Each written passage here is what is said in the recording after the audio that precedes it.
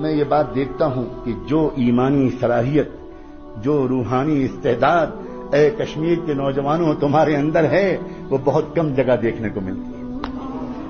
لیکن نوجوانوں، تم اپنے کو نہیں پہچان پا رہے، تم اپنے کو نہیں پہچان پا رہے۔ دنیا تمہارے پوٹینشیل کو پہچانتی ہے، اسی وجہ سے تم پر بہت زیادہ محنت کرتی ہے، تم پر للچائی ہوئی نگاہ ڈالتی ہے۔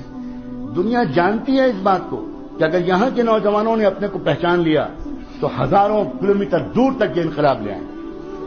دنیا جانتی ہے تمہارے عشق کے جذبات کو، دنیا جانتی ہے تمہارے نسب کو، دنیا جانتی ہے تمہارے روحانی شجرے کو، دنیا جانتی ہے تمہارے آباء و اجداد کو، دنیا جانتی ہے امیر کبیر شیخ ہمدانی کو، دنیا جانتی ہے سید بلبل شاہ کو، دنیا جانتی ہے سلطان العارفین کو، دنیا جانتی ہے ان کی روحانی میراث کو، اور یہاں کی مٹی میں ان کے فیوض و برکات آج بھی موجود ہیں۔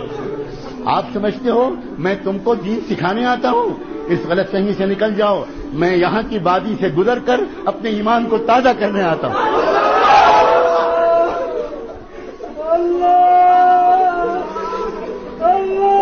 اپنے آپ تو پہچانو نوجوانوں۔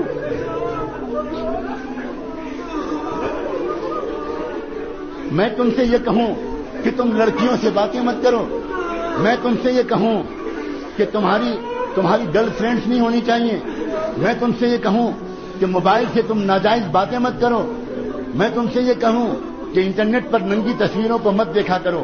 اگر میں یہ کہوں تو میری زبان کو پکڑ لینے کا تم کو حق ہے۔ تم کہنا کہ حضرت آپ کہاں بات کر رہے ہیں؟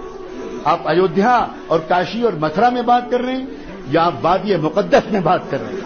آپ کہاں بات کر رہے ہیں؟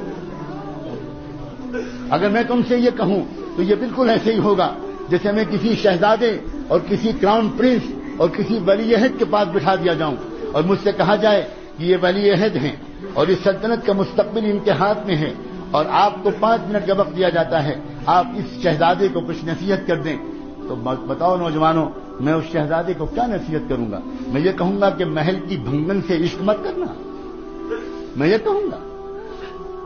وہ نہیں، اس شہزادے سے میں یہ کہوں گا کہ شہزادے معظم انصاف کے ساتھ اپنی حکومت چلائیے گا، غریبوں کے ساتھ ذرا اچھا سلوک کیجیے گا۔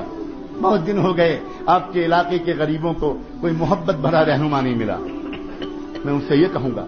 اسی طرح میں تم شہزادوں سے، تم نوجوانوں سے یہ نہیں کہنے آیا ہوں کہ تم گندی فلمیں مت دیکھا کرو، میں یہ نہیں کہنے آیا ہوں کہ تم اپنی جوانی کو بے داغ رکھنا، میں تم سے یہ کہنے آیا ہوں اس ڈوبتی ہوئی انسانیت کو تمہارے سوا کون بچانے والا ہے؟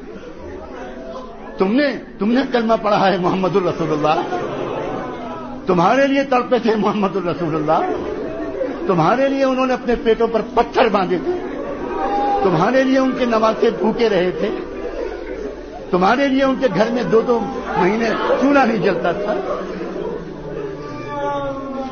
تم ان پر درود شریف پڑھتے ہو، تم مکے مدینے جانے کے لیے بے چین رہتے ہو، تم اور فلمیں، تم اور میوزک، تم اور گندے گانے۔ نہیں، مجھے آپ سے یہ کہنے کا کوئی حق نہیں۔ ہاں، اگر کسی عزیز نوجوان سے، عزیز میرے بھتیجے سے، میرے جگر کے ٹکڑے سے کبھی کوئی گناہ ہو گیا ہو، ابھی معافی مانگ لو، ابھی میں وعدہ کرتا ہوں اللہ معاف کر دے۔ بہت کریم ہے اللہ، اللہ انتظار میں بیٹھے ہیں، کہاں ہیں وہ میرے بندے جو مجھ سے معافی مانگے؟ کہاں ہیں وہ نوجوان؟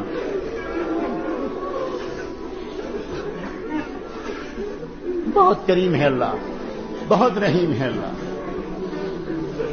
نوجوانوں، اپنے اوپر تو رحم کھاؤ، دنیا پر بھی رحم کھاؤ۔ دنیا انتظار میں ہے، واللہ دنیا پاک دامن نوجوانوں کے انتظار میں تنگ آ گئی ہے، دنیا تنگ آ گئی ہے، ناچتے گاتے سکون نہیں مل رہا ہے۔ یہ کبھی اس نے شروعات کی تو اس نے اسموکنگ سے شروعات کی کہ چلو سگریٹ پیئیں گے کچھ دیر کے لیے سکون ملے گا، اس سے بھی نہیں ملا۔ تو اس نے سگار نکالا، چلو سگار پیئیں گے وہ ذرا دیر تک چلے گا، اس سے سکون ملے گا، اس سے بھی کام نہیں چلا۔ چلو پھر کچھ شراب پیئیں گے، کچھ ڈرنکنگ کریں گے، تھوڑی دیر کے لیے سکون ملے گا، وہ بھی خوب پی کے دیکھ لی، اس سے بھی سکون نہیں ملا۔ اس نے پھر ڈرگس کا تجربہ کیا کہ لاؤ ڈرگس کی طرف جائیں، چاہے اس سے کچھ سکون ملے، لیکن سکون ان چیزوں میں نہیں ہے نوجوانوں۔ سکون تو تقوی میں ہے، سکون تو پاک دامنی میں ہے، سکون گناہ کرنے میں نہیں ہے، سکون گناہوں سے اپنے کو روک لینے۔ عجیب بات ہے یہ ذرا سی بات اگر سمجھ میں آ جائے نا تو پوری زندگی کا رخ ٹھیک ہو جائے۔